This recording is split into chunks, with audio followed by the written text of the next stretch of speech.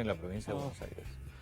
Bueno, hoy, a diferencia de la primera ola, donde nosotros teníamos, por el incremento de casos, hospitales que podían llegar a completar la ocupación de terapia intensiva, porque eso sucedía, en la región donde estaban emplazados esos hospitales, teníamos otros hospitales que tenían una disponibilidad del 30-35% de camas libres, lo cual nos permitía derivar pacientes de un hospital a otro y le liberábamos... Siempre dentro del sector público. Siempre dentro del sector público. Igual nuestro panel de camas críticas incluye a los municipales y al privado. O sea que en los momentos que se necesitó hacer usos camas del privado, tanto el privado en el público como el público en el privado, en la provincia eso se hizo. Se hizo, digamos, de una manera muy coordinada y articulada. La dificultad que tenemos en este momento, primero que aumentó el porcentaje de ocupación promedio. La provincia de Buenos Aires tiene el 66% de ocupación de camas de terapia intensiva y el AMBA más La Plata y Gran La Plata están por encima del 75% de ocupación promedio. Cuando vos eso lo llevas a diferentes regiones, hay regiones que están muy demandadas. Por ejemplo, todo lo que es la zona sur del AMBA, ahora un poco zona oeste y algo de zona norte, que son lugares donde hay muchos hospitales provinciales, pero están muy complicados, digamos, la gran mayoría.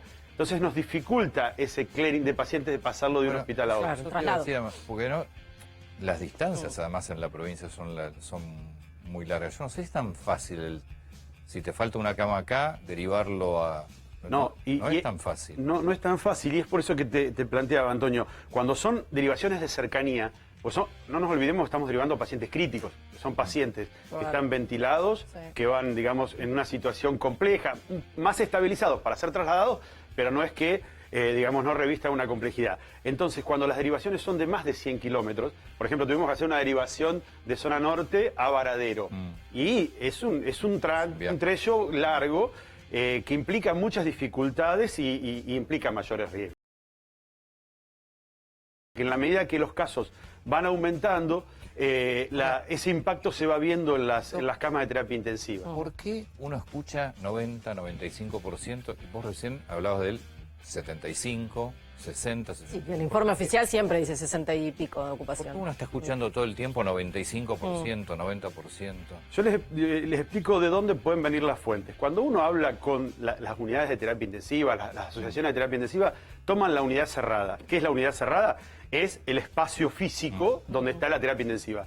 Todos los hospitales de Cava, de AMBA, de otras provincias incrementaron camas, a las cuales le denominamos unidades de cuidados intensivos. ¿Qué es lo que hicimos? Tomamos unidad coronaria y la consideramos de terapia. Tomamos maternidad, que le pusimos respiradores, les pusimos monitores y bombas, y las consideramos. Se completan a veces al 100. Y después, en ese mismo hospital tengo las unidades que incrementamos. Cuando yo tengo 100 en un hospital, estoy muy complicado. Sí. O sea que, entonces, si se consulta a las asociaciones de terapia, hablan de las unidades cerradas.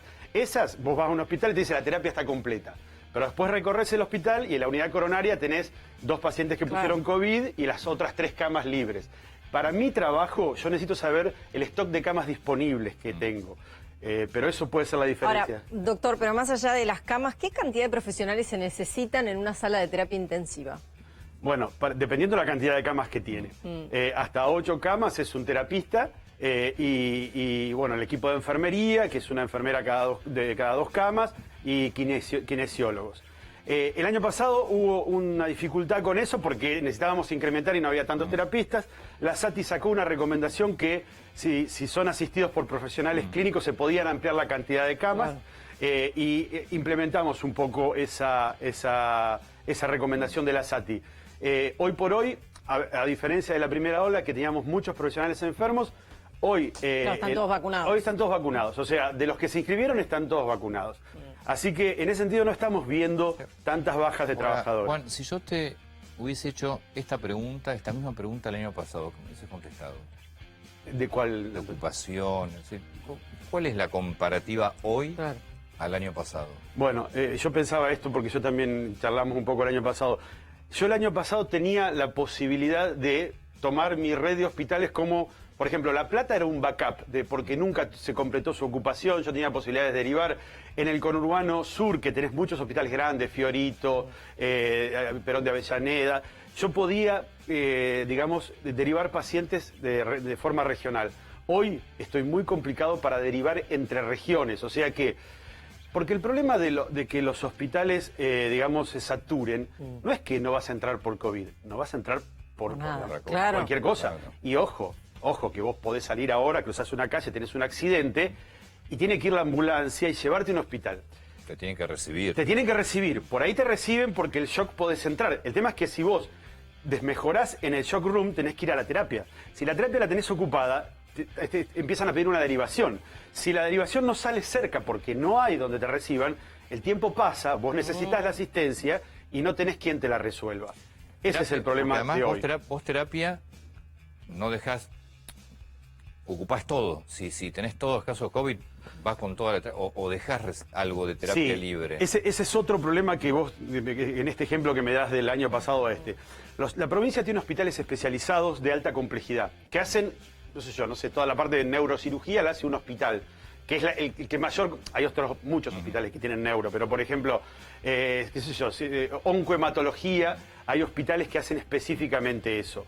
Si vos a ese hospital le saturás todo con COVID, no hay posibilidades que el único hospital, o los 2 o 3 hospitales que hacen esa especificidad, pueda recibir esos casos.